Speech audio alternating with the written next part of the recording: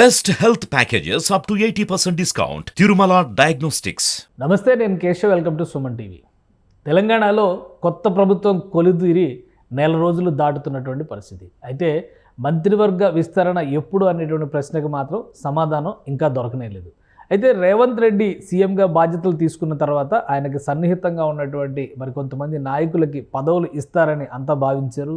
సమీకరణల నేపథ్యంలో ఇవన్నీ కూడా వెనక్కిపోయినటువంటి పరిస్థితి. ఇప్పుడు సంక్రాంతి పండగ సెలవుల తర్వాత రేవంత్ రెడ్డి పూర్తి స్థాయిలో మంత్రివర్గ విస్తరణపై దృష్టి పెడుతున్నట్టుగా సంకేతాలు ఇచ్చారు. జనవరి 31 నాటికి పూర్తి స్థాయి మంత్రివర్గం కొలువు తీరేందుకు కావాల్సినటువంటి కసరత్తుని ఇప్పటికే పూర్తి చేస్తున్నట్టుగా ముఖ్యమంత్రి చెబుతున్నారు.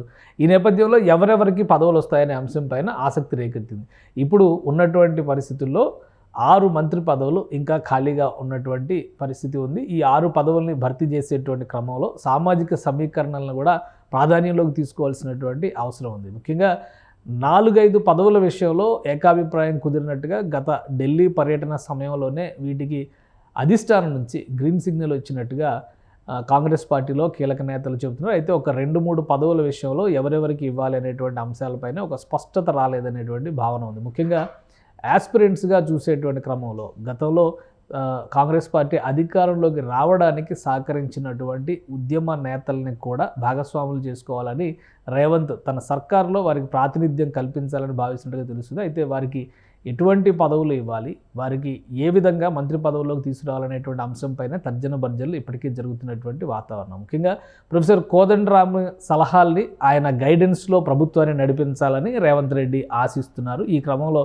ఆయనని గవర్నర్ కోటా ఎమ్మెల్సీగా ప్రతిపాదించే అవకాశం ఉందనేటువంటి ప్రచారం చాలా గట్టిగా జరిగింది. అయితే గవర్నర్ కోటా ఎమ్మెల్సీ రాజకీయ సమీకరణలు లేదా రాజకీయ పార్టీని స్థాపించి తెలంగాణ జనశక్తి పేరుతో తెలంగాణ జన పార్టీ పేరుతో చేసినటువంటి టీజేఎస్ పేరుతో జన సమితి పేరుతో చేసినటువంటి రాజకీయాలు, అలానే ఆయన గతంలో చేసినటువంటి సేవా కార్యక్రమాల కంటే ఈ పార్టీ నడిపినటువంటి విధానాన్ని దృష్టిలో పెట్టుకొని చూస్తే రాజకీయ నాయకులకి గవర్నర్ నుంచి అనుమతి రావడం లేదు. కాబట్టి ప్రస్తుతం రాజకీయంగా ఒక పార్టీకి ఆయన నేతృత్వం వహిస్తున్నటువంటి పరిస్థితి ఉంది. కాబట్టి దానిపైన మళ్ళీ అభ్యంతరాలు ఎదురయ్యేటువంటి పరిస్థితి ఉందని రేవంత్ ఆంతరంగికులు భావిస్తున్నట్టుగా తెలుస్తుంది. ఈ నేపథ్యంలోనే రేవంత్ రెడ్డి కొంతమంది ప్రముఖుల్ని ముఖ్యంగా మంత్రివర్గంలోకి తీసుకుపోయేటువంటి మైనారిటీల విషయంలో కూడా ఇంకా స్పష్టత రావాల్సి ఉంది. మైనారిటీ నుంచి ముస్లిం మైనారిటీ వర్గాల నుంచి ఒక మంత్రిని నియమించాల్సినటువంటి అవసరం ఉంది. దీనికి సీనియర్గా ఉన్నటువంటి షబ్బీర్ అలీ, అలానే మహమ్మద్ అజరుద్దీన్ పేర్లు వినిపిస్తున్నాయి. మరోవైపు నాంపల్లిలో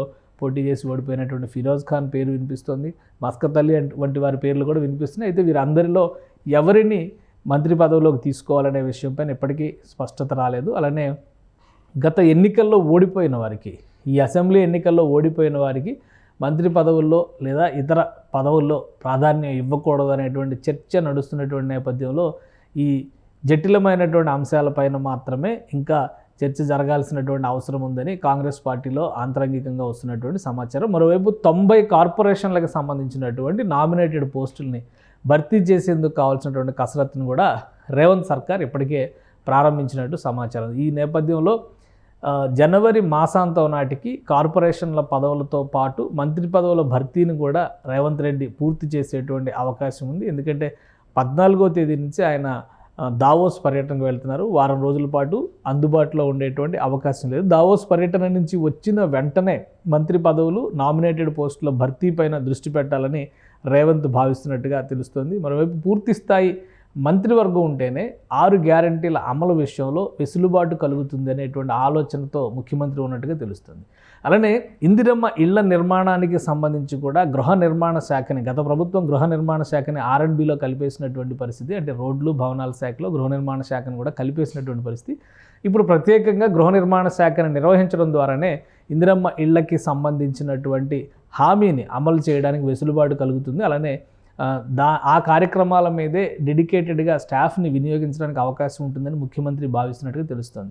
సో ఈ శాఖల పునర్విభజన, దాంతోపాటు మంత్రివర్గంలోకి రావాల్సినటువంటి కొత్త మంత్రులు, పూర్తి స్థాయిలో మంత్రివర్గం కొలువు తీరడం, దీనికి అంతటికీ కూడా 100 రోజుల టార్గెట్ పెట్టుకున్నట్టుగానే ప్రభుత్వం వచ్చి ఆల్రెడీ నెల రోజులు పూర్తవుతున్నటువంటి తరుణంలో మరొక 30 రోజుల్లో ఈ ప్రక్రియ అంతా పూర్తి చేసి 100 రోజుల టార్గెట్ రీచ్ అవ్వడానికి కావాల్సినటువంటి ప్రణాళికను సిద్ధం చేయాలని ముఖ్యమంత్రి ఆంతరంగికంగా ఆదేశించినట్టుగా సమాచారం అందుతుంది. ఈ నేపథ్యంలో నెలాఖరు నాటికి పూర్తిస్థాయి మంత్రివర్గం కొలువు తీరడంతో పాటు నామినేటెడ్ పోస్టుల భర్తీని కూడా రేవంత్ సర్కార్ పూర్తి చేసేటువంటి అవకాశాలు స్పష్టంగా కనిపిస్తున్నాయి.